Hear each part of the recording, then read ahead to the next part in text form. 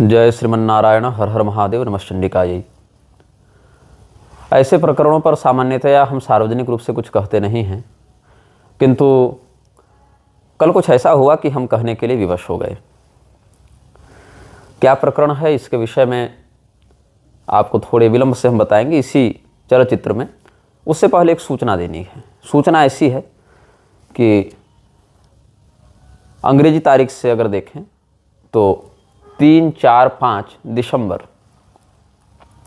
नैमिषारण्य में हमारे धर्मसभा थी। अभी पहले जब हम लखनऊ गए थे पीताम्बरा शक्तिपीठ में, जो हमारा व्याख्यान त्रिदिवसीय धर्मसभात्मक सत्र हुआ था, उसमें नैमिषारण्य के ही एक सज्जन, हरिओम वाजपेयी नाम है उनका, वो आए थे। तो उन्होंने एक बात हमसे कही कि नैमिषारण्य में भी आपकी कोई धर्मसभा हो। तो हमने स्वीकृति दे दी थी, समय दे दिया था, किंतु कुछ ऐसी वहाँ पर सामाजिक विडंबनाएं हुई। उन्होंने मुझे कहा कि वहाँ के जो कुछ, अब किस संप्रदाय के हैं, क्या नाम है, ये तो मैं उतना नहीं जानता और जानना चाहता भी नहीं, लेकिन कुछ संत वेशधारी महंतों ने हमारे आगमन का विरोध किया। कारण क्या है? उनका कहना है कि बोलते तो ठीक हैं सब, जो शास्त्र के अनुकूल सब बोलते हैं, लेकिन कड़वा बोलते हैं। तो इसीलिए यहाँ पर अगर वो आएंगे और कुछ किसी के बारे में बोलेंगे तो यहाँ पर विरोध की संभावना है, यहाँ पर मतलब क्या उपद्रव की संभावना है। तो आयोजकों ने कहा कि हम बॉडीगार्ड मंगा लेते हैं, सुरक्षाकर्मी मंगा लेते हैं। हम बोले ये सब में खर्चा मत कीजिए, जितना खर्चा आप उधर कीजिएगा उससे अच्छा किसी सत्कारी में लगा दीजिए, अन्य किसी अच्छे काम में आप लगा दीजिए। और जब आप इस प्रकार के सामाजिक उपद्रवों का सामना करने में समर्थ हो जाएंगे तब बुला लीजिएगा हमको। तो ये हमने उनको कहा। तो हरिओम वाजपेयी जी की जो स्थिति है, उस समय अपने क्षेत्र में उन लोगों का विरोध करने की स्थिति हमने नहीं देखी, इसीलिए हमने उन पर कोई दबाव नहीं डाला। उन्होंने जिस प्रकार से हमारे सामने प्रस्ताव रखा था, हमने उसको स्वीकार किया था। बाद में वहाँ पर जो सामाजिक स्थिति है हिंदुओं की, जो पाखंड के प्रति उन हिंदुओं की या उन महंतों की अद्भुत श्रद्धा है और कठोर वचनों को श्रवण न कर पाने का जो अधैर्य है उनमें, जो अधीरता है उनमें, अधैर्य है उनमें, उसके कारण हमने हरिओम वाजपेयी जी को कहा कि हम अपनी ओर से ही इस कार्यक्रम को निरस्त करते हैं। हाँ, यदि वो स्वयं लड़ने के लिए तैयार होते, सक्षम होते, तो फिर हम उनके साथ रहते, उस कार्यक्रम में हम आते। जैसा कि रायबरेली में गए, वहाँ के स्थानीय विधायक और ये सब बहुत से लोग जो हैं वो हमारे विरोध में थे। जैसे हम बागेश्वर धाम के बगल में भी अभी कदारी ग्राम गए, वहाँ ब्रह्मानंद चतुर्वेदी इत्यादि सब थे, लड़ने भिड़ने के लिए सक्षम और तैयार। कोई दूसरा आपकी ओर से नहीं लड़ सकता है। अपनी लड़ाई जब तक आप स्वयं न लड़ना चाहें तब तक अन्य लोग आपके बदले आपकी लड़ाई नहीं लड़ सकते। रायबरेली में चंद्रिका त्रिपाठी जी, चाहे इधर कदारी में, छतरपुर में ब्रह्मानंद चतुर्वेदी, ये सब तैयार थे, समर्थ थे। समर्थ न भी थे तो मानसिक रूप से कम आत्मबली थे। तो इन्होंने कहा कि ठीक है, हम देख लेंगे, लेकिन यहाँ पर हमें ऐसा कोई ठोस आत्मबल स्थानीय आयोजकों में नहीं दिखा। और विशेष करके हरिओम वाजपेयी जी को हम इन प्रकार के प्रपंचों में परेशान नहीं करना चाहते थे कि आप हमारा कार्यक्रम कराएं ही कराएं इस प्रकार से। तो हमने कहा कि ठीक है, भविष्य में जब उनकी सद्बुद्धि हो जाए उस क्षेत्र में, उन संतों की, संत वेशधारी जनों की, तब फिर आप हमें स्मरण कर लीजिएगा, हम तो आपके हैं ही। ये हमने आपको सूचित कर दिया। तो जो लोग हमारे नैमिषारण्य आगमन की प्रतीक्षा कर रहे थे, उनको थोड़ा और अभी इस प्रतीक्षा को आगे बढ़ाना पड़ेगा। अब एक और सूचना मुझे देनी है जो प्रस्तुत चलचित्र का प्रधान विषय है। लखनऊ में तुलसी पार्क या तुलसी गार्डन कोई है आलमबाग के पास, वहाँ पर हमारा एक श्रीमद् देवी भागवत का 9 दिवसीय ज्ञान यज्ञात्मक आयोजन था। मैं इसीलिए कह रहा हूँ क्योंकि उसको भी हमने अपनी ओर से निरस्त कर दिया है। और उस कार्यक्रम के आयोजक वहाँ किसी स्थानीय पुलिस थाने में हमारे विरुद्ध शिकायत दर्ज करवा चुके हैं। तो अभी तक हमारे जीवन में ये पहला ऐसा मामला है जहाँ हमें आयोजकों की ऐसी स्थिति को देखते हुए स्वयं से उस कार्यक्रम को निरस्त करना पड़ा और आयोजक उस बात को लेकर पुलिस थाने पहुँचे। अगर वो थाने नहीं पहुँचे रहते तो हमें इस विषय को सामाजिक रूप से रखने की कोई आवश्यकता भी नहीं थी, लेकिन चूंकि वो ऐसा कर चुके हैं तो हमने सोचा कि समाज में इसका एक जो संदेश उनके माध्यम से जा रहा है, तो हमारा जो पक्ष है या हमारे ओर से जो बातें हैं वो भी समाज जान ले या प्रशासन जान ले। यद्यपि उस मुकदमे को हम बहुत गंभीरता से नहीं ले रहे। इसका कारण क्या है कि यह केवल एक क्षोभ को व्यक्त करने का एक संसाधन मात्र बन गया है हमारे प्रति। तो ये घटनाक्रम कैसे घटित हुआ मैं सिलसिलेवार आपको बता रहा हूँ। और जिन जिन लोगों से हमारी जो वार्तालाप हुई है या मीडिया प्रभारी की जो बात हुई है, अधिकांश बातें तो हमारे पास कॉल रिकॉर्डिंग के रूप में उपलब्ध होंगी ही। अगर आवश्यकता नितांत अनुभव की जाएगी तो उनको भी समयानुसार सार्वजनिक किया जा सकता है, लेकिन अभी उस विषय में हम उतना नहीं जाएंगे। मुख्य बात बता देते हैं। बात कब की है? बात मार्च की है। आप सब जानते हैं कि इस वर्ष के प्रारंभिक 5-6 महीने हम कामाख्या धाम में थे और मृच्छराज श्रृंखला को भी हम वहीं से निर्गत कर रहे थे, और कुछ अपनी भगवती की जो नित्य श्रृंगार इत्यादि है वहाँ, वो भी हम सेवा में वहाँ अपना योगदान देने का प्रयास कर रहे थे। तो 125 दिनों तक हमने वहाँ पर भगवती की सेवा का प्रयास भी किया था। अब उसी समय एक कालखंड में एक दिन ऐसा हुआ, मुझे तारीख बिल्कुल स्पष्ट याद नहीं है, या तो अप्रैल महीना भी हो सकता है, मार्च या अप्रैल, ऐसे कुछ महीनों की बात है। मतलब जब मैं कामाख्या में था तब की ही बात है। मुझे एक फ़ोन आया तो सामने कोई गुप्ता जी थे, लखनऊ से उन्होंने अपना परिचय दिया।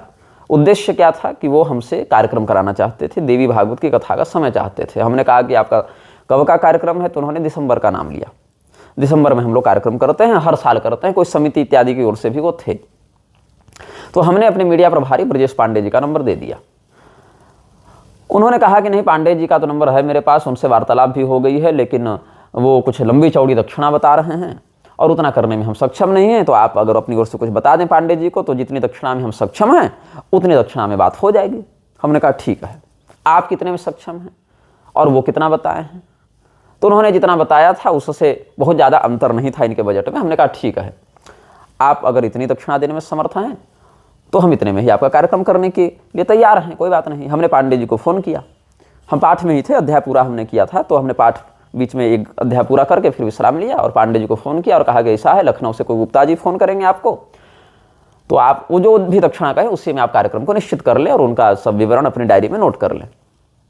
उन्होंने कहा गुरुजी आगे पीछे कुछ होगा तो आप देख लीजिएगा, क्योंकि वो जो दक्षिणा बता रहे थे उस दक्षिणा में मुझे ही अपनी जेब से कुछ देना पड़ता अपने दल को, मुझे और भी कोई आर्थिक उसमें लाभ नहीं था। तो हमने कहा कोई बात नहीं, मैं वो अपनी जेब से वहन कर लूँगा, आप कार्यक्रम निश्चित कर लें। उन्होंने कहा ठीक है, आगे आप समझ लीजिएगा। पांडे जी ने निश्चित कर लिया। अब कितनी दक्षिणा थी इस विषय में लोग सामान्यतया बताते नहीं, लेकिन मैं बता देता हूँ।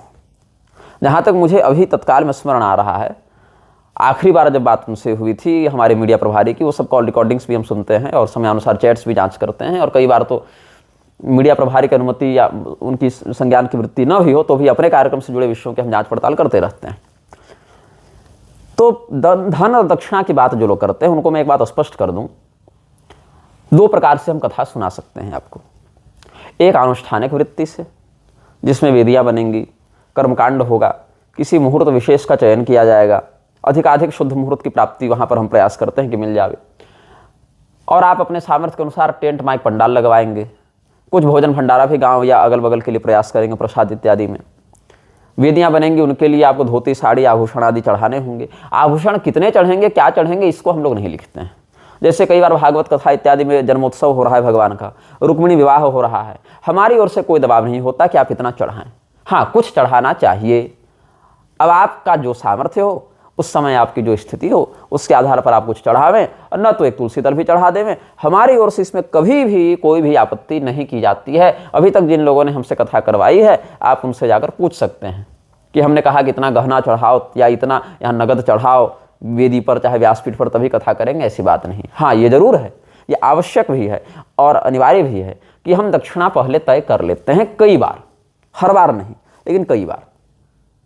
क्यों करना पड़ता है इसका भी मैं उदाहरण दे देता हूं आपको। 3-4 उदाहरण दूंगा, ऐसे कई उदाहरण हैं लेकिन 3-4 उदाहरण दूंगा। एक यज्ञ हमने किया था, सूर्य मंदिर का प्रतिष्ठापन करवाया था, जिसकी चर्चा हम कई बार करते रहते हैं औरंगाबाद जिले में। तो वहाँ पर आयोजकों ने हमारी स्वीकृति और हमारे संज्ञान के बिना ही एक स्त्री प्रवाचिका को भी निमंत्रित किया था उसमें प्रवचन के लिए। अब आप जानते हैं स्त्री कथावाचिका इत्यादि का हम समर्थन नहीं करते हैं। जो लोग मंच से विरोध भी करते हैं स्त्री कथावाचिकाओं का, ऐसे कई लोग बारंबार स्त्री कथावाचिकाओं को समर्थन देते या प्रोत्साहित करते भी देखे जाते हैं। लेकिन हम ऐसे अभी तक नहीं हुए हैं कि मंच पर कुछ और कह दें और फिर इधर से प्रोत्साहन भी देते रहें। ऐसी दुर्वृत्ति अभी तक हमारे मन में नहीं आई है भगवत कृपा से। तो हमने उन लोगों को कहा, वो हिंदू मुसलमान वाला झगड़ा नहीं हो गया था जहाँ हिंदुओं की 5 एकड़ ज़मीन पर नोनिया जाति के हिंदू थे, उनकी ज़मीन पर मुसलमानों ने कब्जा कर लिया था, वहाँ कब्रिस्तान बना लिया था, फिर वहाँ सूर्य मंदिर की प्रतिष्ठा करवाने की बात आई तो खूब गोलीबारी और जेल मुकदमा सब हुआ था। तो वहीं पर हम तत्वावधानी बनकर यज्ञ में गए थे, उसी जगह की बात कर रहा हूँ। तो वहाँ पर जब हमने, और अच्छा स्त्री कथा वाचिका कौन थी ये भी बता दे रहा हूँ। एक लड़की बड़ी वायरल हुई थी, आरएसएस की स्टार प्रचारक कही जाती थी, जिसने बहुत छोटी अवस्था में नहीं वो बयान दिया था कि पाकिस्तान कान खोलकर सुन ले, अब कि युद्ध होगा तो हिंदुस्तान तो होगा, पाकिस्तान नहीं होगा, ऐसे करके एक छोटी बच्ची का वीडियो वायरल हुआ था। वो बच्ची तो खैर बहुत पहले का वीडियो, बड़ी हो गई है। नाम है उसका सरस्वती, साध्वी सरस्वती के नाम से आरएसएस वाले उसको प्रमोट किया करते हैं, उसी को वहाँ आना था। अब उसकी तमाम बातें वहाँ पर थी कि हम जो हैं सो इस होटल में रुकेंगे तो हमारे आने के लिए इतना बड़ा काफिला चाहिए, तो हमारे साथ इतने बॉडीगार्ड चलेंगे, तो जब हम आवें तो इतनी फूल की बारिश होनी चाहिए, ऐसे गुलाब जल छिड़को तो मेरा मंच ऐसा बनेगा, तो उसकी रिकॉर्डिंग ऐसी होगी, तो हमको प्रतिदिन की 1 लाख दक्षिणा चाहिए, प्रतिदिन की। और ये बात मैं बता रहा हूँ आपको, कोरोना से पहले की बात है। और वो सारा वहन करने के लिए कमेटी तैयार थी। हमने समझाया देखो ये शास्त्र के विरुद्ध है, अनुकूल नहीं है। उन्होंने कहा बुला लिए हैं, ऐसे एडवांस हो गया है, ये हो गया, अब क्या करें। हमने कहा तो ऐसा करो, तब हमको व्यासपीठ से मुक्त कर दो भैया। जब तुम हमारी बात नहीं मानोगे इस प्रकार से और यही अधर्म करोगे तो हमको मुक्त कर दो। बोले नहीं, यज्ञ भी विखंडित हो जाएगा, भगवान की प्रतिष्ठा विखंडित हो जाएगी। हमने कहा चलो ठीक है। फिर जब यहाँ पर ऐसी स्थिति हो ही गई है तो मैं एक बात तुमको कहता हूँ कि वो व्यासपीठ पर रहें चाहे ना रहें, हम व्यासपीठ पर नहीं जाएंगे। आपको पैसा दिख रहा था, पैसा देखते रहिए, हम पैसा नहीं देख सकते। हम आपके कर्मकांड का संचालन करवा लेंगे। रामानुज संप्रदाय के आचार्य गण बक्सर से आए थे, वही कर्मकांड करवा रहे थे और हमारे साथ जो आचार्य गए थे वो उनका सहयोग कर दे रहे थे। हमने कहा कि प्रतिष्ठा विधान हम अपने नियंत्रण में करवाएंगे। भगवान सूर्य, भगवती संज्ञा और भगवती छाया, जिनको निक्षुभा राज्ञी भी कहा जाता है, उनके लिए साम्य पुराण इत्यादि में, भविष्य पुराण इत्यादि में जिस पद्धति से, जिन मंत्रों से जिनकी प्रतिष्ठा पूजा का विधान है, उतना हम अपने अनुसार देख लेंगे। वो सब हम लोग सब शाकद्वीपी ब्राह्मण ही थे वहाँ पर, वो सब करवा लेंगे। रही बात मंच की, तो मंच पर हम नहीं जाएंगे, हम व्यासपीठ पर नहीं जाएंगे। और साथ साथ इस कार्यक्रम की कोई भी दक्षिणा हम नहीं लेंगे, ये हमने कह दिया। तो उस कार्यक्रम में उस समय हमें 5 दिनों के लिए 51,000 रुपये की दक्षिणा मिली थी और वो दक्षिणा हमने ग्रहण नहीं किया था, उसको हमने इधर उधर ही बांट दिया, व्यवस्थित कर दिया। हमने स्वयं एक अंश भी उसका स्वसंज्ञान में ग्रहण नहीं किया था। हाँ, ये जरूर है कि जब वो कार्यक्रम पूरा हो गया, वो सब सरस्वती इत्यादि चली गई, तब गांव वाले आए, बोले महाराज जी जब यहाँ ध्वजारोहण हो रहा था, यज्ञ का ध्वज हम स्थापित कर रहे थे, तब आप धर्मसभा में बोले थे और आपका प्रवचन अच्छा लगा था और आप प्रवचन करेंगे नहीं तो फिर हम लोगों को लाभ कैसे होगा। तो हमने कहा चलो ठीक है, सब कुछ हो जावे, उसके बाद आप लोगों के मन को संतोष हो जाए, इसके लिए बाद में फिर हम एक दिन जब उसका साध्वी सरस्वती इत्यादि का कार्यक्रम पूरा हो जावे, तब एक बार अंत में जाकर हम उनकी उपस्थिति में नहीं, साथ में नहीं, एक बार जाकर कुछ हम बता देंगे धर्मोपदेश में। तो जब हम उस मंच पर प्रस्तुत हुए तो उसमें आदित्य वर्णम तमसः परस्तात्, इस श्रुति से हमने मंगलाचरण किया। भगवान सूर्य का वहाँ पर मंदिर भी बन रहा था, वही प्रतिष्ठा का विषय था। तो वहाँ पर आदित्य वर्णम तमसः परस्तात्, इसी शब्द का हमने 1 घंटे तक प्रवचन किया था। वो वीडियो बहुत दिनों तक यूट्यूब में था, लेकिन वो वीडियो पुराने चैनल पर था, वो प्रतिबंधित हो गया था, तो फिर वो वीडियो बचा नहीं हमारे पास। लेकिन आदित्य वर्णम तमसः परस्तात् पर ही हमने 1 घंटे व्याख्यान किया था और उस कार्यक्रम की कोई दक्षिणा भी हमने नहीं ली थी। लेकिन जिन लोगों को हम ले गए हैं, जिनको हम साथ में व्यवस्थित किए हैं उस कार्यक्रम में, उनको तो खर्च देना है ना। चलो हम अपना वहन कर सकते हैं अपनी आर्थिक क्षति, लेकिन शेष का कैसे वहन कर सकते हैं, तो उसका भी प्रबंध करना पड़ता है। और सुन लो, एक और उदाहरण देता हूं। छत्तीसगढ़ में कुसुमघटा एक गांव है, उस गांव में भी हमने भागवत महापुराण की कथा कही थी। वहां पर लगभग 51,000 रुपये मुझे दक्षिणा मिली थी। बहुत पहले की बात, हमको लगता है हो गए उसके भी 5 साल हो ही गए। और लगभग 1.25 से 1.5 लाख रुपये हमें चढ़ावा इत्यादि में प्राप्त हुआ था। लगभग 1.5 पौने 2 लाख का से अधिक का ही होगा वहाँ जो भी होगा, अगर केवल पैसे को देखो तो। ग्रामीण क्षेत्र में भी वो उसमें से मात्र 3-4 हज़ार रुपये हम अपने पास रखे थे, बाकी सब हमने बांट दिया था। ग्राम पुरोहित को आधा हो गया, आधा इधर ब्राह्मणों को हो गया, कुछ को गौ सेवा में लगा दिया, कुछ आचार्यों को बांट दिया। 3-4 हज़ार भी क्यों रखा? इसीलिए रखा क्योंकि हमको वाराणसी जाकर गंगा जी को भर कार्तिक महीने में महाभागवत, देवी भागवत, श्रीमद् भागवत सुनाने थे। उस समय हम पूरी शंकराचार्य जी के मठ में रहते थे, जो दक्षिणामूर्ति मठ है ना वाराणसी के 80 में, वाराणसी के 80 में। वहाँ पर हम 21 दिन प्रवास किए थे और पंच रत्न मंदिर जो है 80 घाट पर, वहाँ कभी घाट पर और बारिश हो जाए तो मंदिर के अंदर भगवती को ये सब ग्रंथ सुनाते थे, गंगा मैया को। तो वहाँ भी हमने कोई दक्षिणा का उस प्रकार से लोभ किया नहीं। और सुन लो, अभी ताज़ा उदाहरण, जब केदारनाथ का देवी भागवत का कार्यक्रम ही बता रहा हूँ, केदारनाथ का देखो, वहाँ पर हमसे समिति वालों ने क्या कहा कि आप संगीत वाले लेकर आइए। हमने कहा देखो ऐसा है, नवरात्र का विषय है, नवरात्र में संगीत वाले खाली मिलेंगे नहीं, वो सब बुकिंग हो जाती है उनकी। और मेरे पास कोई ऐसी शास्त्रीय संगीत या किसी भी प्रकार के संगीत की कोई टीम नहीं है, फिक्स टीम हमने संगीत वालों की नहीं रखी है। आप अपने क्षेत्र के कोई स्थानीय संगीतज्ञ को बुला लें, वो भजन इत्यादि में किनारे से सहयोग कर दें, ये हमने कहा। बोले नहीं, आप लेकर आइए, जो दक्षिणा होगी सो हम देंगे, ये सब। अब नवरात्र में आप झारखंड से केदारनाथ लेकर किसी संगीतज्ञ को जा रहे हैं जो पहले से नवरात्र इत्यादि में, जागरण इत्यादि में चलते हों, तो भैया उनका भी तो घर परिवार है, उनको भी तो आटा दाल चावल की आवश्यकता है, उनको भी तो बच्चों की फीस भरनी है, गाड़ी का पेट्रोल भरना है, बिजली का बिल भरना है। तो संगीतज्ञों ने कहा कि महाराज उतनी दूर जाएंगे, और नवरात्र जैसे मतलब जिसको प्राइम सीजन कहा जाए इन लोगों के लिए, तो उसमें तो 21,000 रुपये हम दक्षिणा लेंगे। एक व्यक्ति ने कहा, 3 संगीतज्ञ थे, आने जाने का किराया जोड़ लीजिए, वहाँ ठहरने का सब जोड़ लीजिए, संगीतज्ञों का जोड़ लीजिए। तो हमने कहा कि देखिए यहाँ से लेकर जाइएगा तो 80-90 हज़ार रुपये आपको संगीत वालों पर पड़ जाएगा। अब वहाँ के स्थानीय को बुलाइएगा तो 30-40 हज़ार में हो जाएगा। उन्होंने कहा नहीं, आप लेकर आइए। तो उस पूरे कार्यक्रम में सब कुछ मिलाकर कितना व्यय हो गया, हम गए, हमारे साथ लोग गए, वो संगीतज्ञ सब मिला जुलाकर, गाड़ी भाड़ा यातायात खर्च मिलाकर लगभग 3 लाख रुपये से अधिक का ही था वो। अब 3 लाख रुपये से अधिक का था, तो उसमें चलो हमने अपनी दक्षिणा मानो छोड़ दी। दक्षिणा हमको कितनी प्राप्त हुई वापसी में? 50,000 रुपये गाड़ी का किराया, जो एडवांस में मिल चुका था गाड़ी के नाम से। 50,000 रुपये मुझे दक्षिणा मिली मात्र। अब चलो हम 50,000 रुपये गाड़ी का किराया व्यवस्थित कर लिए किसी प्रकार से। 50,000 रुपये दक्षिणा में मैं संगीत वालों को दूं, अपने साथ 2 ब्राह्मण गए हैं उनको दूं, अपना कुछ रखूं, क्या करूं? नवरात्र का कार्यक्रम हमारा कहाँ था पहले?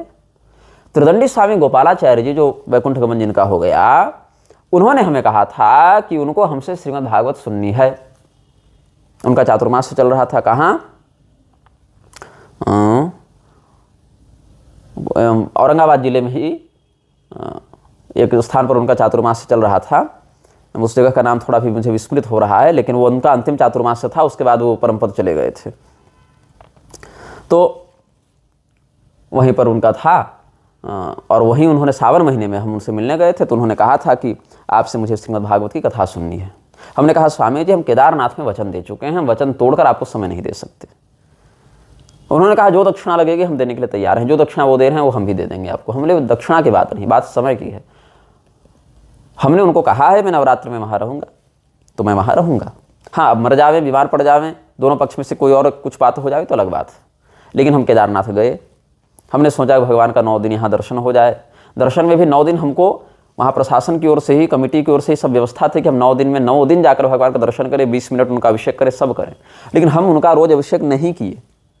एक दिन गए, शुरू के दिन भगवान का दर्शन किया और सद्योजातम से लेकर ईशान सर्व विद्यानाम तक के मंत्र से उनको प्रणाम कर लिया और बाहर चले आए।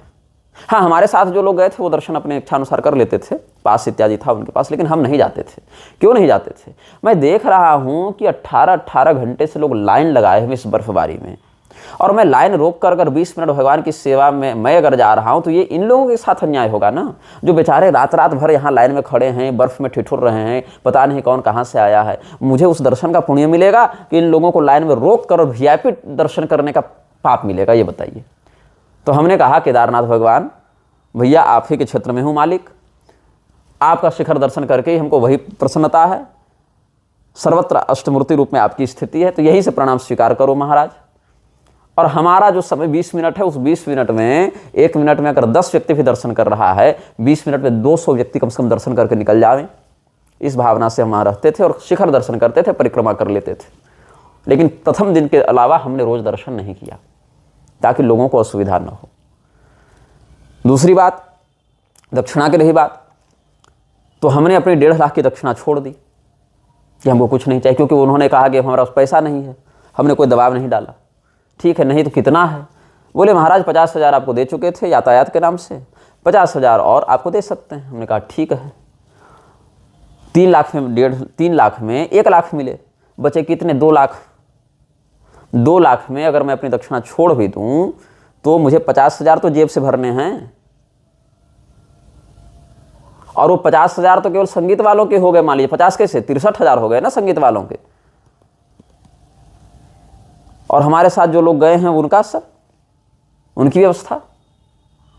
तो फिर हमको कुल मिलाकर वहाँ से सारी व्यवस्था करते हुए लाने में, ले जाने में, जो बीमार हो गए उनकी चिकित्सा में, वहाँ से गाड़ी करके ऋषिकेश आए, ऋषिकेश से फिर दिल्ली आए, दिल्ली से रांची आए, सब करते हुए हमको लगभग 1 लाख रुपये अपनी जेब से देने पड़े। अब बोलो 1 लाख पाओ कहाँ से, तो 1 लाख था नहीं मेरे पास।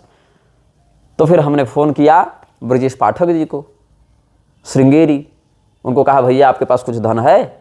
उन्होंने कहा कितना चाहिए? हमने कहा 1 लाख तो लगेगा और 1-2 कार्यक्रम और हो जाए तो वहीं से आपको हम चुका दें। तब फिर उन्होंने कहा ठीक है देते हैं। उनके पास था, सौभाग्य से उन्होंने दिया, बाद में हमने चुकाया भी। लेकिन हमने आयोजकों पर दबाव नहीं डाला। ये स्थिति है हमारी। आप कार्यक्रम कराकर देख लीजिए, जितने महामंडलेश्वर, पीठाधीश्वर, जगतगुरु इत्यादि घूम रहे हैं, उनका कार्यक्रम कराकर देख लीजिए, पता चल जाएगा कि मैं आपको लूट रहा हूं कि आपको कितना खर्च किनके कार्यक्रम में लग रहा है। देख लीजिए। खैर ठीक है। दूसरी बात यह रही, अब एक कोई तिवारी जी फोन किए थे पांडे जी को, उन्होंने कहा कि हमको कार्यक्रम का समय चाहिए। पांडे जी ने कार्यक्रम का समय दे दिया।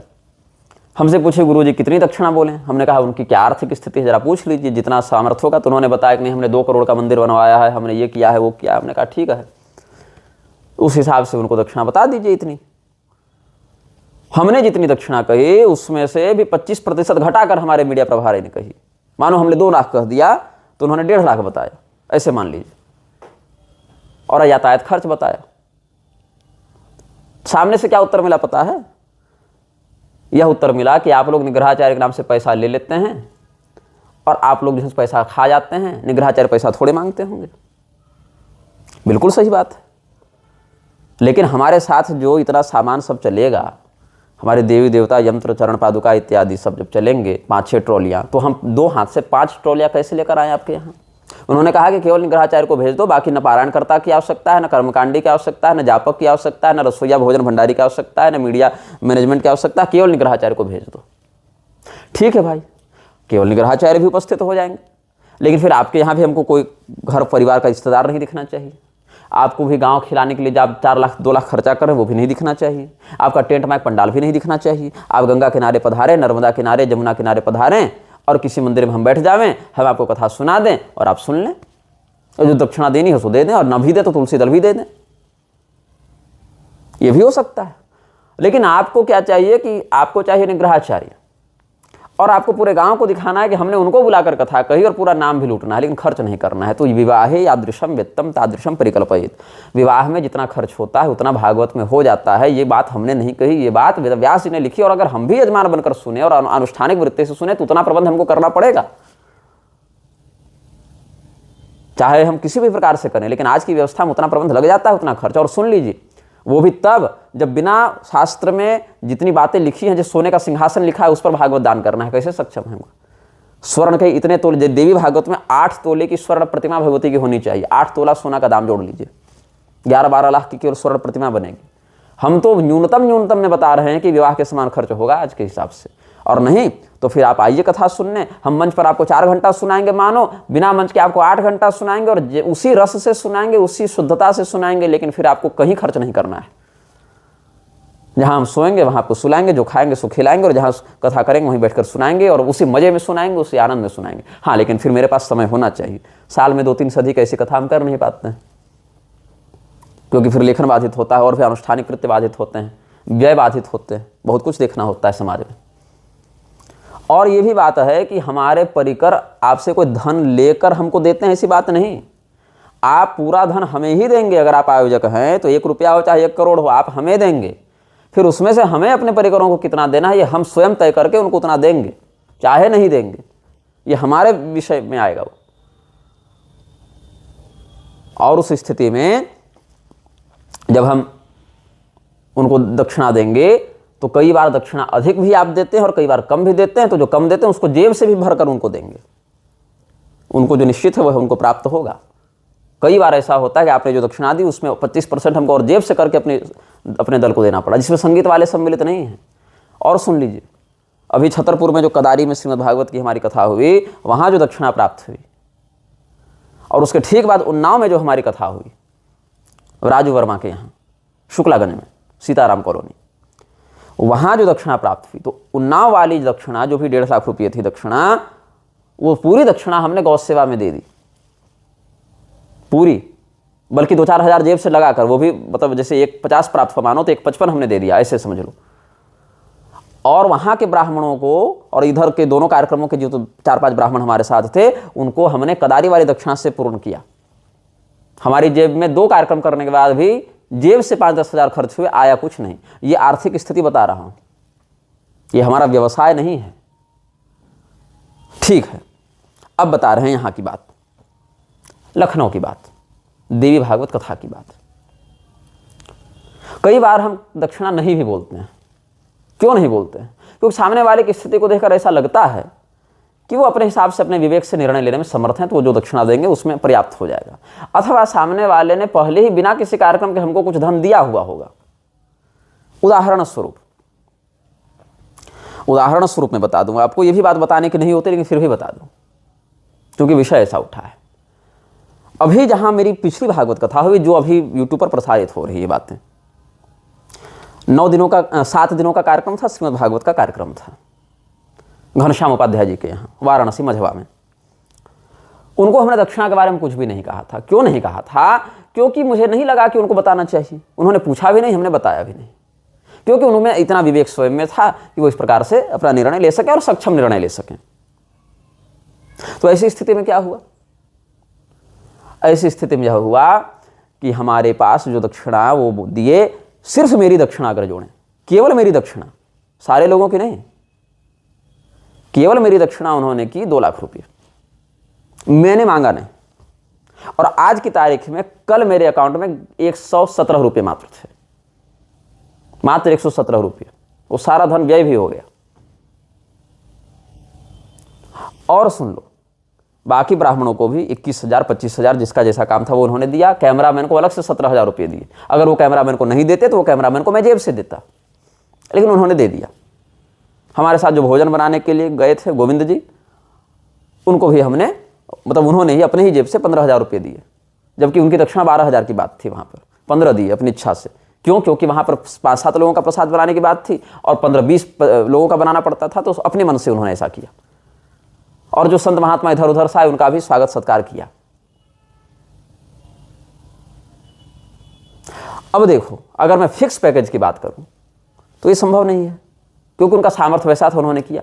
लेकिन जब मैं सिद्धस्थान बर्रा में कथा कर रहा था और रामानंदी साधुओं के बीच में, मैंने कहा आपका क्या सामर्थ्य है दक्षिणा का? उन्होंने कहा महाराज हम लोग 9 दिन की कथा सुनेंगे और 9 दिनों में हम लोग 35,000 दे सकते हैं। हम वहाँ भी गए, 35,000 में ही कथा कही। उन साधुओं को कथा से संतुष्ट किया। रामानंद संप्रदाय के साधु थे वो लोग, छत्तीसगढ़ की बात है। हमने कथा कही, उसी प्रेम से कही, उसी शुद्धि के साथ कही और उसी भाव से कही। और वहाँ जो हमारे साथ रिकॉर्डिंग इत्यादि के लिए गए थे रमाकांत जी, उनको हमने जेब से पैसा दिया। अब पूछो कितना दिया? तो जहाँ तक मुझे स्मरण है 11,000 से 15,000 के बीच में कुछ दिया था, लेकिन क्या दिया था याद नहीं है। हो गया 2 साल उस घटना को, 1.5-2 साल हो गया होगा। जनवरी महीने में हुआ था कार्यक्रम। अब कहो कि आप दक्षिणा 35,000 लेते हैं पूरे दल की या 2 लाख लेते हैं केवल अकेले की, वो तो निर्भर करता है कि सामने वाला क्या है। अब बोलो उपाध्याय जी को हमने दक्षिणा क्यों नहीं बताई? इसीलिए नहीं बताई क्योंकि उपाध्याय जी को अपने मन से जब कभी लगता है कि धर्म के काम में इतना खर्चा करना चाहिए तो कर देते हैं। जैसे श्री रामचरितमानस की पुस्तक भी छपवानी थी, उन्होंने आर्थिक सहयोग कर दिया तो हमने वो पुस्तक छपवा ली, तो मैं उनसे क्यों मांगूं? मैं उनके व्यक्तित्व से अवगत हूं, और जिनके व्यक्तित्व से हम अवगत नहीं हैं वहां पर हमको बोलना पड़ेगा। क्यों नहीं बोलना पड़ेगा? क्यों बोलना पड़ेगा? अगर नहीं बोलेंगे, अगर केवल उनकी ही इच्छा से अनुसार हम कर दें तो फिर कर्जे में जीवन भर पड़े रहिए, जीवन भर कर्जे में पड़े रहिए कि कार्यक्रम में 1 लाख रुपये मिले और 1.5 लाख आपको खर्चा हो गया, 2 लाख खर्चा हो गया। उनको चाहिए कि हम संगीत के साथ करें, टेंट माइक पंडाल के साथ करें, लेकिन टेंट माइक पंडाल के लिए और संगीत के लिए उतना खर्च करने के लिए तैयार नहीं है, तो फिर जाएगा कहाँ से? तो फिर हमारी जेब से जाएगा और पैसा रहेगा नहीं तो कर्जा करके जाओ। तो मैं कर्जा ले लेकर ऐसे नहीं कर सकता ना भाई। मैंने कभी भी किसी व्यक्ति को क्या ये कहा है कि आप मेरे लिए इतना बड़ा पंडाल लगवाएं? कभी नहीं।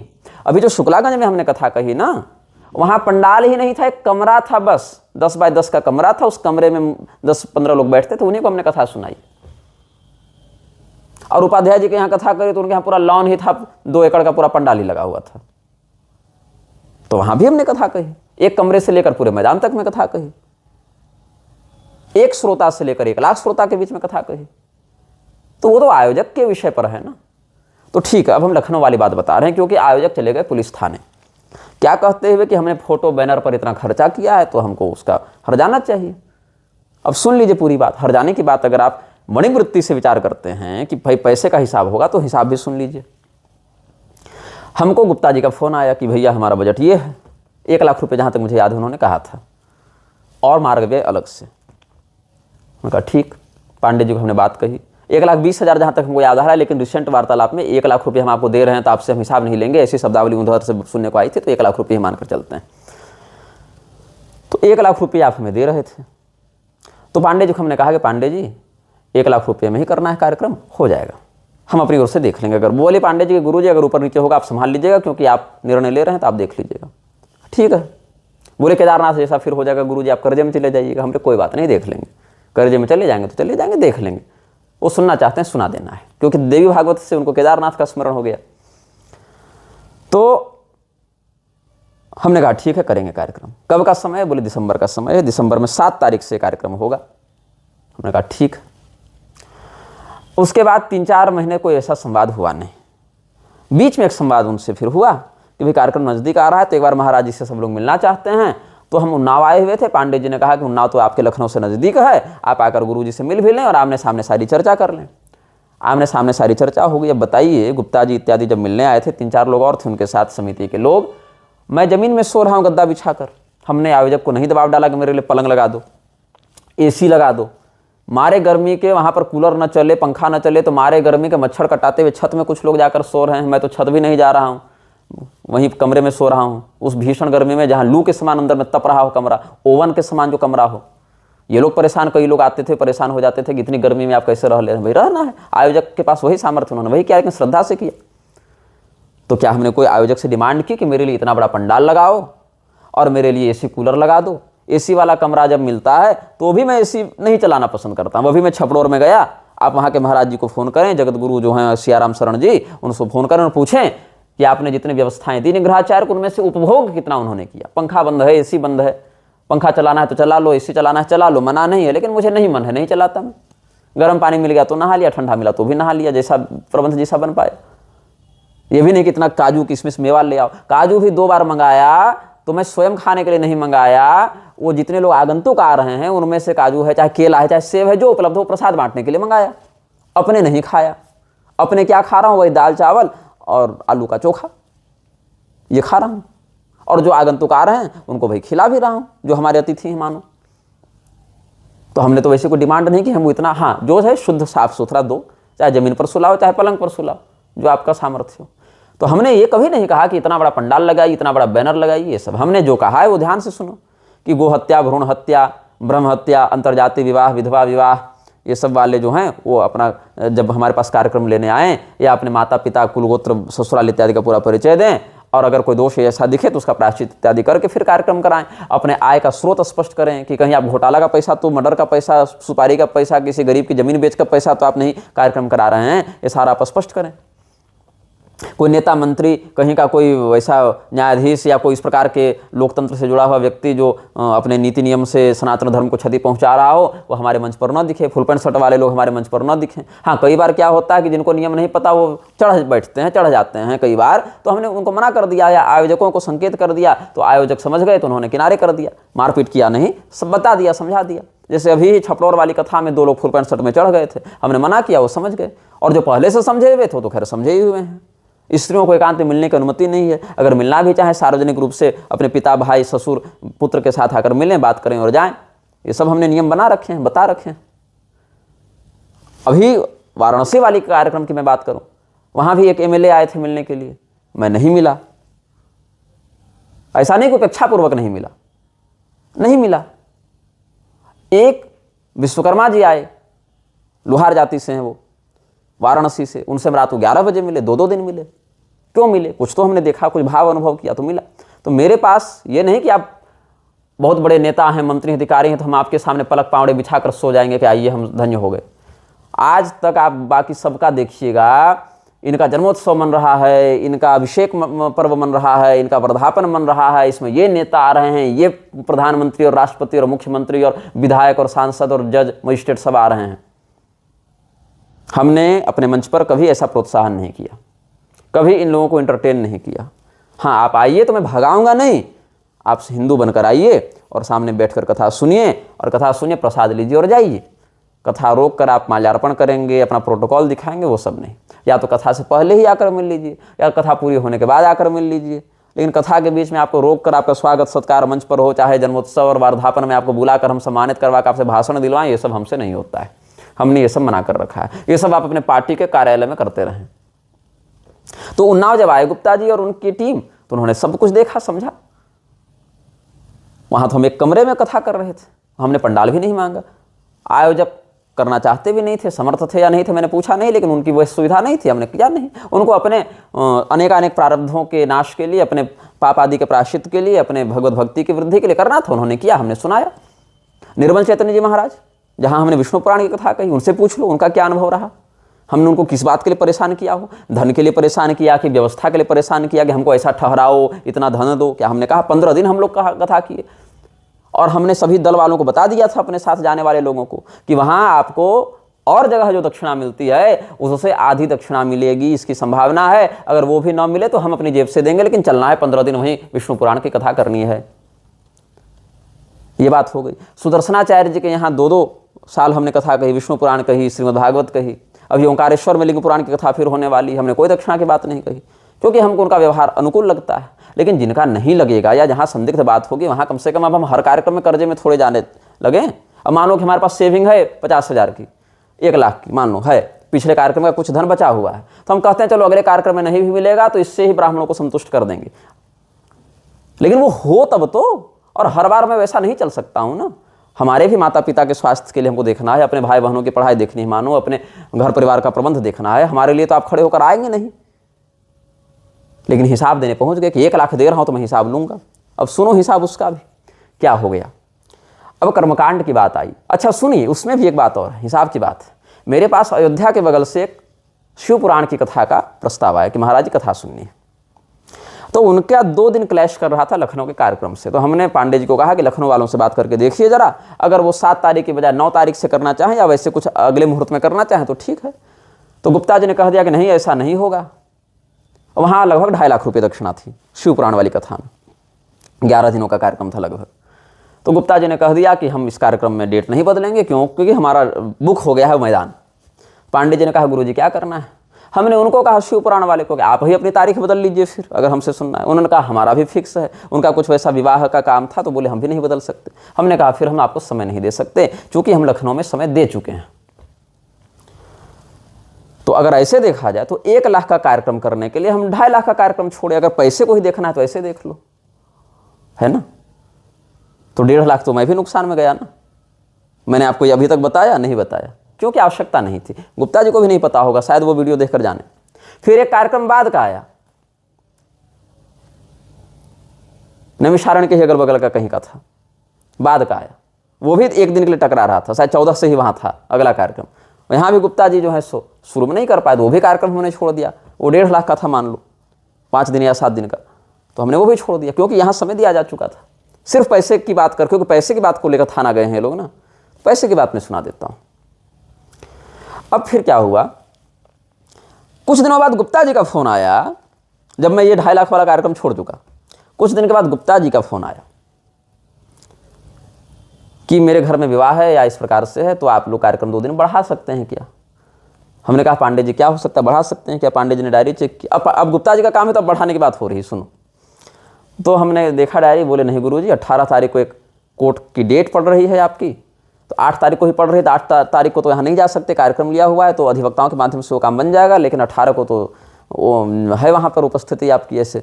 तो और 18 का अर्थ है कि आपको कम से कम 16 तारीख को पहुंचना पड़ेगा जगह पर, तो 17 को सारी तैयारी करेंगे, तब तो 18 को वहाँ पर सारा पक्ष रखा जाएगा। हमने कहा ठीक है, तो इसका अर्थ है कि हम तारीख नहीं बदल सकते। हमने गुप्ता जी को कह दिया गुप्ता जी अब दिक्कत हो जाएगी, ऐसे तारीख हम नहीं बदल पाएंगे। उन्होंने मान भी ली हमारी बात।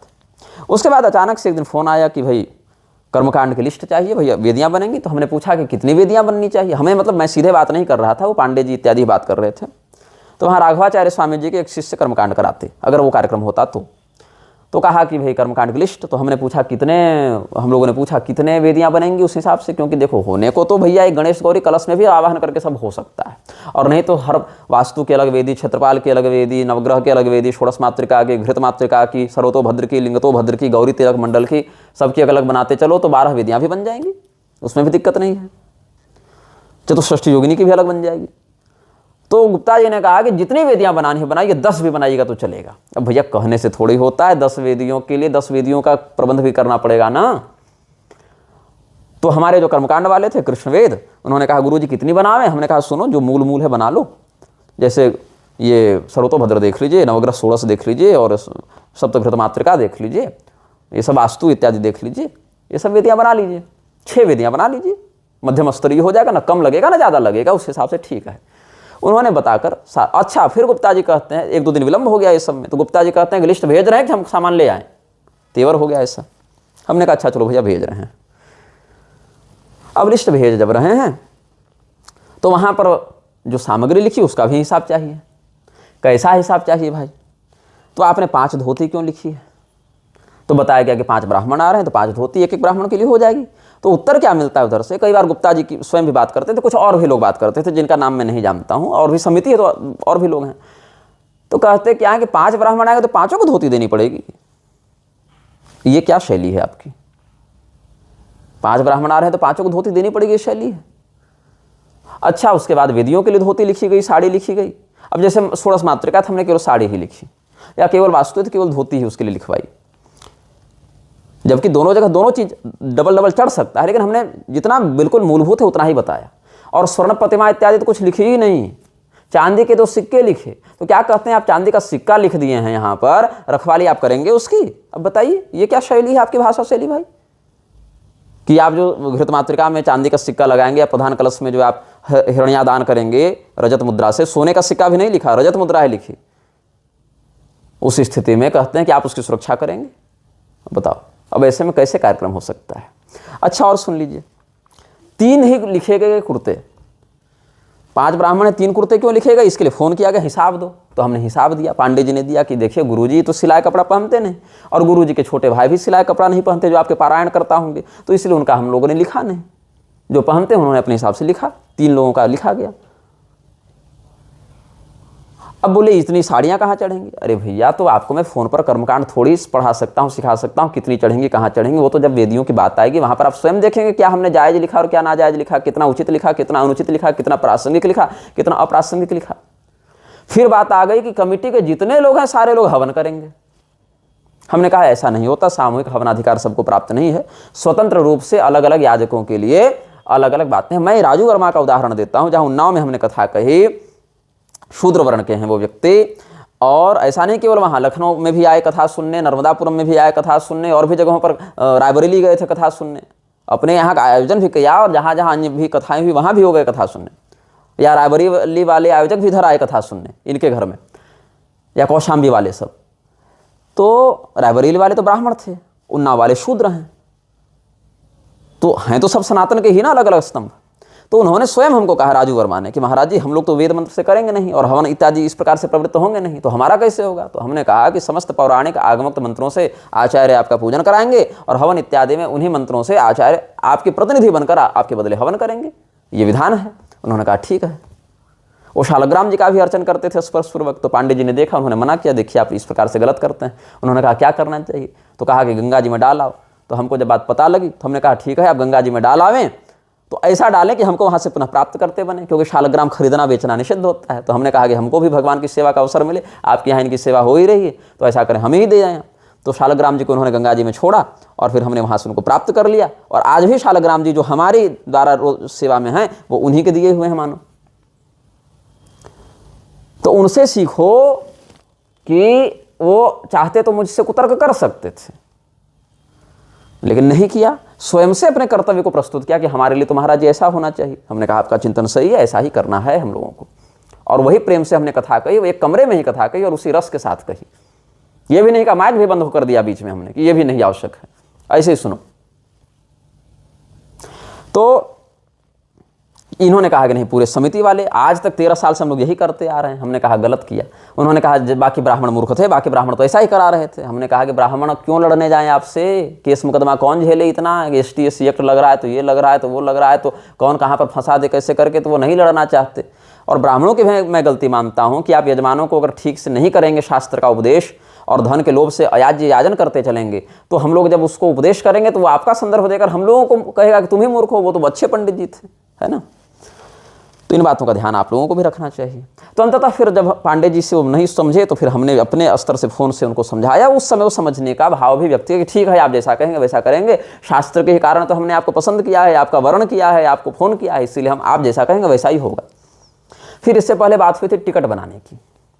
तो उन्होंने पांडे जी ने कहा कि देखिए अब टिकट इत्यादि का काउंटर खुल गया है, 2 महीने पहले टिकट बनता है, तो आप टिकट के पैसे भेज दीजिए। एडवांस दक्षिणा हम लोग लेते नहीं है, टिकट का पैसा कम से कम भेजना पड़ता है पहले। उन्होंने कहा ऐसा है महाराज जी, आप लोगों के नाम बता दीजिए, हम लोग यही टिकट बना देंगे। अब बात ऐसी है कि टिकट मैं स्वयं अपना बनाता हूँ, मेरे मीडिया प्रभारी टिकट नहीं बनाते, मैं स्वयं टिकट अपना बनाता हूँ, अपने दल का बनाता हूँ पर्सनली, मैं अपने इन्हीं हाथों से। ये भी नहीं कि किसी दूसरे को मैंने कहा आप टिकट बना दीजिए, अपने मीडिया प्रभारी तक को मैंने टिकट का अधिकार नहीं दिया, मैं स्वयं बनाता हूँ। मैं बताता हूँ कि मैं इस ट्रेन से यहाँ जा रहा हूँ, आप मेरे साथ हैं, सारा कंट्रोल मैं अपने पास रखता हूँ। और यजमान से भी मैं टिकट नहीं बनवाता। हाँ, आपको टिकट दिखा दिया जाएगा पहुँचकर कि ये खर्च लगा है, ताकि आपको संतुष्टि हो जाए कि हाँ हमसे फालतू पैसा नहीं लिया गया है। तो ठीक है, टिकट का खर्चा कितना, पांडे जी ने हमको फ़ोन किया, गुरुजी आप टिकट बनाते हैं तो आप बताइए कितना लगेगा। हमने कहा पांडे जी रांची से अगर देखें 5 आदमी का दल है, 3500 रुपया जाना, 3500 रुपया आना, एक आदमी का 7000 पड़ रहा है, 5 लोग हैं, 35,000 रुपया राउंड फिगर बन रहा है। इसमें हमने टैक्सी भाड़ा नहीं जोड़ा, हमारे घर से लेकर या जहाँ मैं ठहरा वहाँ से स्टेशन का जाने का लगभग टैक्सी का किराया, जितना सामान और जितने लोग रहते हैं, लगभग 1,500 से 2,000 रुपया पड़ता है। आना जाना मिला दें, जाने के समय और वापस आने के समय तो 3, 3,500, 4,000 पड़ेगा, वो हमने उसमें नहीं जोड़ा।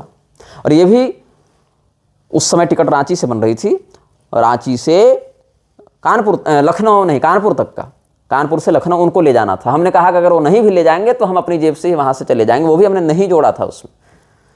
तो उन्होंने फ़ोन करके कहा, हिसाब फिर मांगा कि 35,000 किस में लग रहा है। पांडे जी ने कहा कि फर्स्ट AC का किराया देख लीजिए रांची से कानपुर का क्या है। उन्होंने कहा फर्स्ट AC में आएंगे। पांडे जी ने कहा कि भैया जितना सामान है उसके अनुसार फर्स्ट AC ही लगेगी। उन्होंने कहा नहीं, आपको और कुछ बात कीजिए, महाराज जी से हम बात कर लेंगे। तो महाराज जी से बात की गई, हमसे बात की गई, हमने भी हिसाब बता दिया। उन्होंने कहा महाराज जी ऐसा कीजिए, आप फर्स्ट AC में आ जाइए और आपके लोग जो हैं वो थर्ड AC में आ जाएं। हमने कहा देखिए मैं इस प्रकार से भेदभाव करके नहीं चलता हूँ, या तो सारे लोग थर्ड AC में आएंगे या तो सारे लोग फर्स्ट AC में आएंगे। ये नहीं कि मैं फर्स्ट AC में चल रहा हूँ और जो मेरे साथ भोजन बनाने जा रहे हैं उनको मैं थर्ड AC में ले जा रहा हूँ, वैसा नहीं। अभी मेरी दत्त पुराण की कथा है हैदराबाद भाग्यनगर में, नवंबर में ही है, वहाँ जो मैं जा रहा हूँ। उन्होंने कहा महाराज जी फ्लाइट से आ जाइए। हमने कहा फ्लाइट हम चढ़ते नहीं इस प्रकार से, ट्रेन से आएंगे। उन्होंने कहा फर्स्ट AC का टिकट बनाइएगा, टिकट अवेलेबल था, हमने बनाया। तो जो मेरे साथ भोजन बनाने जाएंगे वो भी फर्स्ट AC में ही जाएंगे, साथ में ही जाएंगे। अगर वो मेरे साथ चल रहे हैं तो जिस क्लास में मैं चल रहा हूँ उसी क्लास में वो चलेंगे। हाँ, अगर टिकट अवेलेबल है ही नहीं तो बात अलग है, तब वहाँ मेरा नियंत्रण नहीं है। हाँ, अगर कोई अपने स्वतंत्र किसी अन्य स्थान से आ रहा हो तो वो अपनी सुविधा से आ जावे। वो अगर फर्स्ट AC में भी आना चाहेंगे तो उनको मैं दक्षिणा दे दूंगा, अगर यजमान दे रहा है तो ठीक, नहीं तो अपनी जेब से मैं दे दूंगा और देता हूँ। उन्होंने कहा कि नहीं नहीं आप थर्ड AC में आएंगे। अब बताइए, मुझे थर्ड AC में जाने में भी दिक्कत नहीं है, लेकिन मेरे साथ टोटल हैं 7 ट्रॉली, 2 बैग। थर्ड AC में एक केबिन में 8 लोग आते हैं, बाकी लोग भी रहेंगे, उनके कुछ सामान कैसे आ पाएंगे, इतने लोग नहीं हो पाएगा।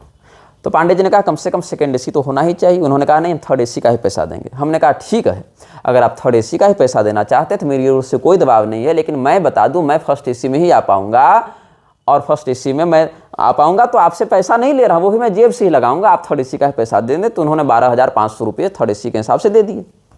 अभी जो मैं लखनऊ गया वहाँ मैं थर्ड AC में ही गया। क्यों? वहाँ कर्मकांड का विषय नहीं था, मेरे अनुष्ठानों का विषय नहीं था, धर्म सभा थी। एक ट्रॉली हमारी, एक ट्रॉली हमारे मीडिया प्रभारी की, 2 बैग थे, थर्ड AC में चले गए।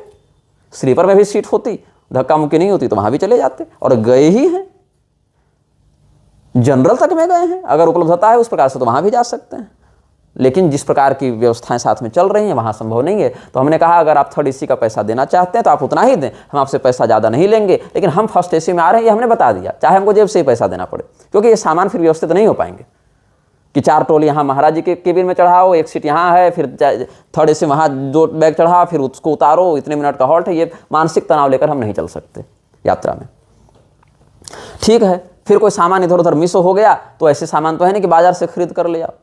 उन सामानों को, उन यंत्रों को, उन प्रतिमाओं को, उन दंडादि को या जो भी व्यवस्थाएं उनको ऐसे तो ओपन बाजार में जाकर खरीद नहीं सकते, उनके लिए अलग तुम्हारे कारण हमको मानसिक तनाव होगा। तो भैया होगा खर्चा, जेब से होगा, लेकिन आपको भी हम तनाव नहीं दे रहे हैं कि आप इतना प्रबंध कर दीजिए। अगर आप नहीं कर सकते हैं तो हम आपसे मांग भी नहीं रहे हैं।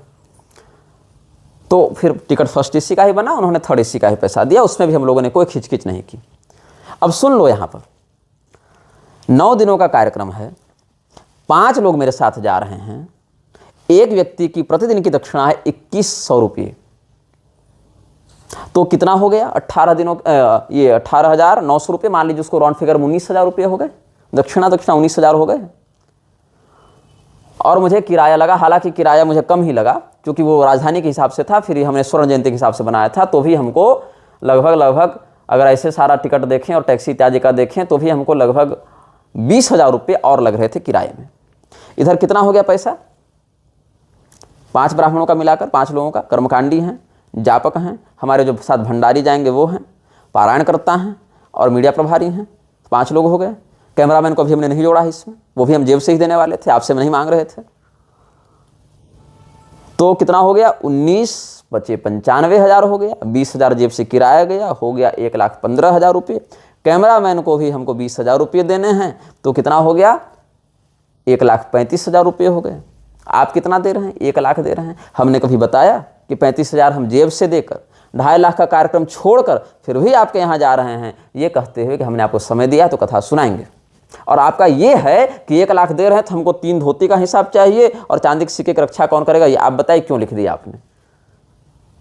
क्यों? पिछले वाले पंडित जी नहीं किए थे इतना। तो भैया पिछले वाले पंडित जी नहीं किए थे, आप तो मैं जब मैं प्रवचन करूंगा तो आप ये कहेंगे पिछले वाले पंडित जी ऐसा नहीं कहे थे, आप ऐसा क्यों बता रहे हैं? तो इसका अर्थ है कि आपके पिछले वाले पंडित जी जैसा कर्मकांड कराए और जैसा प्रवचन किए होंगे आप उसी बोतल में उतार कर हमसे भी वही चाहते हैं, तो ये तो हमसे संभव नहीं है ना। तो अंततः हमने परेशान होकर समझ लिया कि ये बस नाम लूटना चाहते हैं कि हमने निग्रहाचार्य को बुलाकर कथा सुनाई, वस्तुतः इनकी कोई श्रद्धा इस अनुष्ठान में है नहीं। आपको जितनी दक्षिणा देनी थी, जितना किराया देना था, हम उसी में संतुष्ट थे। आपको जितना बड़ा पंडाल लगाना था हमने कोई डिमांड नहीं की, आपको हमें जहाँ रखना था हम वहीं रहने के लिए तैयार थे, हमने इसकी भी कोई डिमांड नहीं की। हम जेब से 35,000 और डालकर आपका कार्यक्रम करने के लिए तैयार थे, हमने इसके लिए भी कुछ नहीं कहा आपको। हम आपसे न धन अधिक मांग रहे हैं न आपको हम प्रबंध अधिक मांग रहे हैं, लेकिन कर्मकांड का जो विषय है और वो लिस्ट आप देखेंगे महापुरुषों, जो श्रोता है, अगर उस लिस्ट को मैं दिखा दूं तो आप कहेंगे इससे अधिक तो हमारे यहाँ जो है सो मतलब सत्यनारायण कथा इत्यादि का विधान पढ़ लें तो उससे अधिक मिल जाएगा आपको सामान। वो भी करने के लिए तैयार नहीं, ऊपर से हर चीज़ में जिद कि सारे लोग हवन करेंगे तो सारे लोग ऐसे करेंगे, कल को आप कहिएगा कि ऐसे पाठ करो, ऐसे प्रवचन करो, ऐसे पूजा कराओ, क्योंकि वो ऐसा किए थे। भैया तो उन्हीं को बुला कर करा लेते ना। अंत में परेशान होकर हमने कहा कि भैया मैं कार्यक्रम नहीं कर सकता हूँ। पांडे जी को हमने कहा आप निरस्त कर दें कार्यक्रम, ये उस श्रद्धा से युक्त अभी नहीं हुए हैं जिस श्रद्धा से शास्त्र को सुनना चाहिए या जिस प्रकार की श्रद्धा वालों को हम सुनाना चाहते हैं, इसलिए हम नहीं कर सकते हैं ये कार्यक्रम। ये हमने अंततः कहा। पांडे जी ने कहा गुरुजी टिकट, हमने कहा टिकट कैंसिल करेंगे और अभी तुरंत उनको जो 12,500 उन्होंने भेजा है वो 12,500 उनका गूगल पे नंबर मांगे, उन पर हम रिटर्न कर दें, वो भी हमने वापस कर दिया। अब अगर आप कहते हैं कि थाना में जाकर हर्जाना मांगो, तो आपने जितने फोटो बैनर इत्यादि छापे हैं, क्या हमने आपको कहा कि हमको ये फोटो बैनर छाप कर दीजिए? हमने तो कहा नहीं।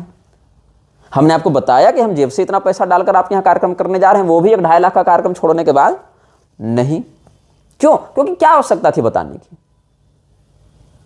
और अगर आपको वास्तव में श्रद्धा थी तो आपने जब सुना कि कार्यक्रम निरस्त हो गया है तो आप हमसे बात करते, आप हमारे पास आते या कहते कि हमसे गलती हो गई, इस प्रकार से हम नहीं करेंगे प्रबंध, या हमसे नहीं हो सकता है प्रबंध, या हम इस प्रकार से अपराध बोध से ग्रस्त हैं, या जो भी भाव था हमसे व्यक्त करते। आप चले गए थाने, कॉर्पोरेट बन गए आप।